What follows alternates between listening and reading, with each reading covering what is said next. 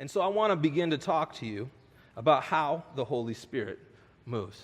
Isn't that something that we all kind of want to know? Isn't that something, just think about that. Maybe you haven't thought about it recently, but how does the Holy Spirit move? I had you turn to Matthew chapter 3, and I want to start at verse 16, and we're going to go into chapter 4, verse 1. But Matthew 3:16 says, when he had been baptized, Jesus came up immediately from the water. And behold, the heavens were opened to him, and he saw the Spirit of God descending like a dove and alighting upon him. I like that word, alighting. It sounds so nice. We can have fun in church, right? We can laugh. It's okay. All right, good. And suddenly, a voice came from heaven saying, "This is my beloved Son, in whom I am well pleased."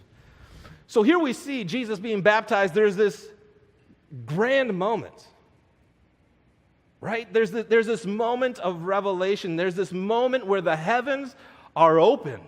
And people are seeing and sensing and hearing things that they've never heard before. And so Jesus gets this call, and this is my Son in whom I am well pleased. And notice what happens in chapter 4, verse 1. It says, then. Everybody say then. How many of you guys know you can go from a big moment to a seemingly small moment? It says, then Jesus was led up by the Spirit into the wilderness to be tempted by the devil. Seems a little odd, doesn't it?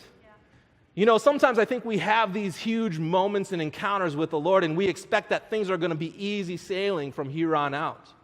But here's Jesus, the heavens open, God says, this is my Son with whom I am well pleased. How many of you guys know that would excite you, right?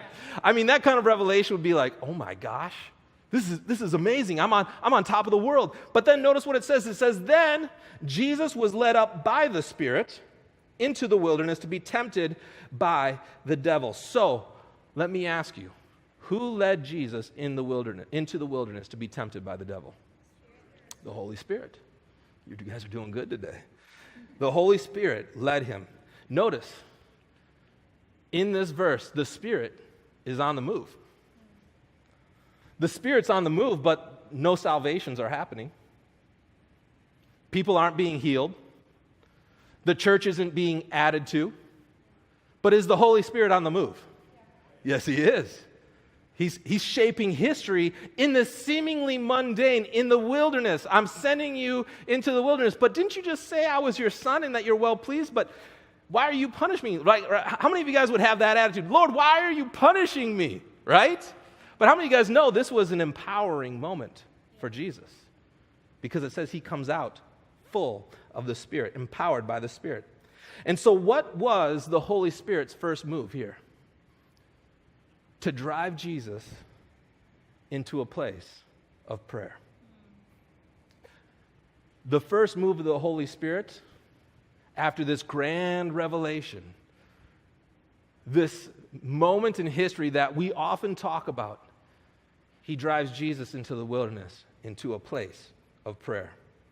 And so the Holy Spirit's first move in the life and ministry of Jesus was not miracles. It was not salvations. Yeah.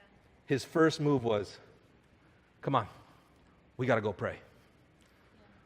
We got to go pray. We got to confront the devil. We got to go take care of some things. We got to show him the authority that you have been given.